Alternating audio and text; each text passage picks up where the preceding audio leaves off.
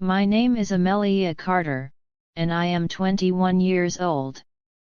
If you had met me just a year ago, you would have seen a girl full of laughter, chasing dreams, and believing in love. Today, I feel like a shadow of that girl. Today, I am standing at the edge of a life I never chose. This is my story. A story of a love that felt real, a family that silenced me, and a marriage that was forced upon me. I grew up in London in a family that seemed perfect on the outside. My father, Richard Carter, is a well-known businessman. He is strict, ambitious, and values his reputation above everything else. My mother, Eleanor Carter, is quiet and obedient, always doing what my father expects, never once raising her voice. People used to say we were the ideal family, but behind closed doors, it was a different story. My parents' marriage was cold and mechanical. They didn't fight, but they didn't love each other either. They simply lived together because that's what was expected. Watching them, I always promised myself, Amelia, you will never settle for less. You will marry for love, not convenience. And for a while, I believed I would. When I started university, my life felt bright and hopeful. That's where I met Ethan Williams. He wasn't like anyone I had ever known before. Ethan was warm, passionate, full of ideas and dreams.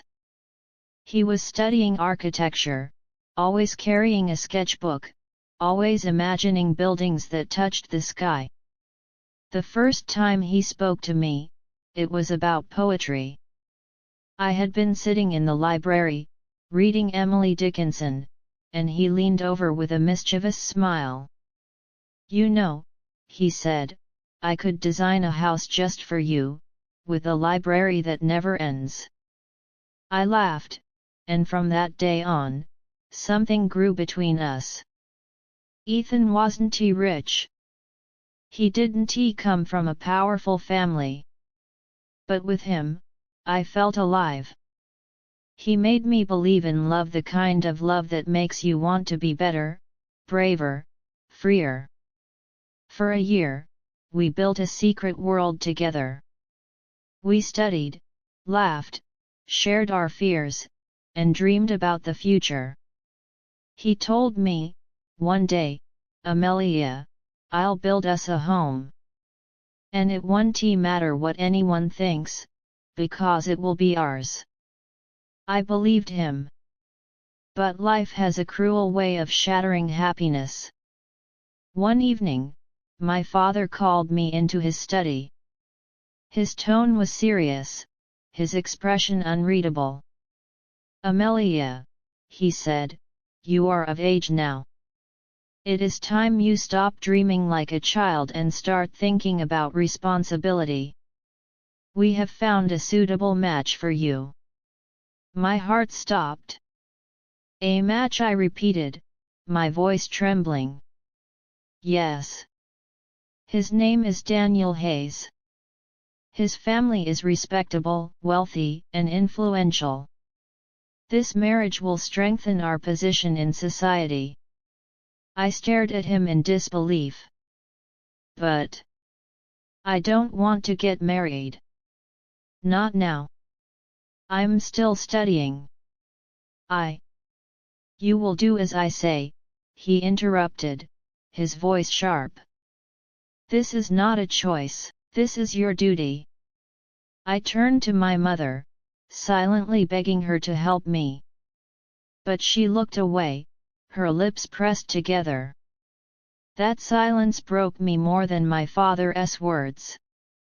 From that day, my world turned upside down. My freedom was taken away little by little. My phone was monitored, my movements restricted. They began planning the wedding as if it were a celebration, while to me, it felt like a funeral. I tried to resist. I argued, I cried, I begged. But no one listened. My father saw my tears as weakness, my mother called them childish rebellion. Ethan was the only light left. We met in secret, hiding in corners of the campus or at our favorite cafe. His eyes were full of worry. "Run away with me, Amelia," he whispered one night, holding my hands tightly. "We don't need them. We can leave London, start fresh somewhere else." I wanted to say yes. God, I wanted to. But fear chained me. "My father will never forgive me," I whispered back. "He will destroy you. He will find me." "I don't care," Ethan said fiercely. "Let him try. I won't let him take you away from me." Tears filled my eyes. "Ethan, I'm scared." "I'll wait," he said softly. "But promise me you won't give up. Promise me you'll fight for us." I promised.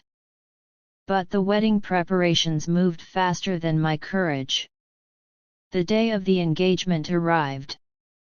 I was dressed in a glittering silver gown, my hair styled, my lips painted red. I looked beautiful, they said.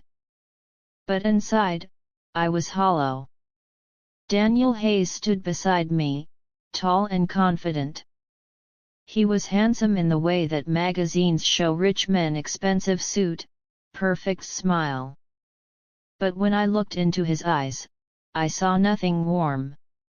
Only pride. Only possession. When he slid the ring onto my finger, my heart shattered. The applause around us sounded like cruel laughter. Ethan wasn't there that night. Maybe he couldn't bear to see me belong to someone else, even if it wasn't by choice. That night, I cried until my pillow was soaked. I whispered Ethan's name like a prayer, begging the universe to give me strength. The weeks after the engagement were worse. Daniel began calling me often, sending me messages that made my stomach twist. "You'll make the perfect wife," he wrote once. "I don't like girls who argue. After marriage, you'll learn to behave." I realized then that Daniel wasn't just arrogant. He was controlling. He saw me not as a person, but as something he owned. At dinner one evening, he leaned close and said, "Remember, Amelia. After we're married, you'll belong to me. I don't like disobedience." I forced a smile, hiding the fear clawing inside me. Meanwhile, Ethan refused to give up. One afternoon, we met secretly at the university library. His face was pale, his eyes burning with determination. "I can't stand by and watch them ruin your life," he said. "If you can't run away, then fight. Tell the truth. Tell them about us." "And if no one listens," I whispered. "Then I'll make them listen," he said. For the first time, I saw him not just as the boy I loved, but as the man willing to risk everything for me. The days ticked down to the wedding. My room filled with dresses, jewelry, and flowers. Relatives came and went, congratulating me. My father walked around proudly, while my mother busied herself with arrangements. And me, I felt like a bird locked in a golden cage. The night before the wedding, I stood in front of the mirror in my room. My reflection stared back at me: pale skin, red-rimmed eyes, a girl who looked nothing like the Amelia I once knew. "This is it," I whispered to myself. "Tomorrow, everything changes. Either you surrender, or you fight." And in that moment, something inside me shifted. For the first time in months, I felt a spark of courage. I didn't know if I would win, but I knew one thing: I couldn't let them kill my spirit. My name is Amelia Carter, and if you've followed my story until now, you know the cage I was trapped in. My engagement with Daniel Hayes was forced upon me, my freedom stolen, and the wedding day was approaching like a storm I could not escape. But what happened next changed everything. The morning light slipped through the curtains of my room, but instead of warmth, it brought dread. My bed was covered with boxes, jewelry, makeup, perfumes, and the heavy white gown I was expected to wear. The house buzzed with relatives, laughter, and preparations. To them, it was the happiest day of my life. To me, it was the day I would bury my heart alive. My mother entered the room, her eyes avoiding mine as usual. She helped me into the gown, adjusted the veil, and placed the diamond necklace around my neck. She looked at me for a long moment, her lips trembling. "You look beautiful," she whispered. "Do I look happy?" I asked quietly. Her silence was my answer. For the first time, I saw a flicker of regret in her eyes, as though she was seeing her own reflection in me. But she turned away before I could say anything more. When Daniel arrived at the mansion for the ceremony, the atmosphere shifted. He walked with confidence, shaking hands, smiling at guests, acting like a man who had won a prize. Every time our eyes met, I felt my stomach twist. His smile wasn't the smile of love, it was the smile of possession. "Ready to be mine forever," he whispered to me when no one was listening. I forced a nod, my throat dry. Inside, I screamed, "No, I will never be yours." Just before the ceremony, as I sat in the bridal room alone, my phone buzzed. Somehow, despite my father's attempts to control me, I had hidden a small spare phone in my bag. My hands shook as I pulled it out. It was a message from Ethan. "Amelia, I'm here. Outside the church. If you want freedom, if you want me, just walk out. Don't marry him. Don't give up. I'll be waiting." My heart pounded. Tears blurred my vision. Ethan was here. He was really here. But the fear came rushing back. What if my father found us? What if Daniel destroyed Ethan? What if running away meant losing everything I had ever known? The door opened suddenly. My father entered, stern and proud. "It's time," he said, offering his arm. And in that moment, I knew the choice was mine. The church was filled with people. Flowers decorated every corner, the air heavy with the scent of roses. Music played softly as my father led me down the aisle. Guests smiled, whispered, took photos. All I could see was Daniel at the altar, waiting with that cold, confident smile. My legs felt heavy, as though chains were tied to them. Each step forward was a betrayal of my heart. And then, in the corner of the church, I saw him. Ethan. He was standing quietly at the back, his eyes locked on mine. His face was pale, but his gaze was steady, filled with love and desperation. He didn't move, didn't cause a scene, but in his eyes, I heard his voice, "Amelia, choose."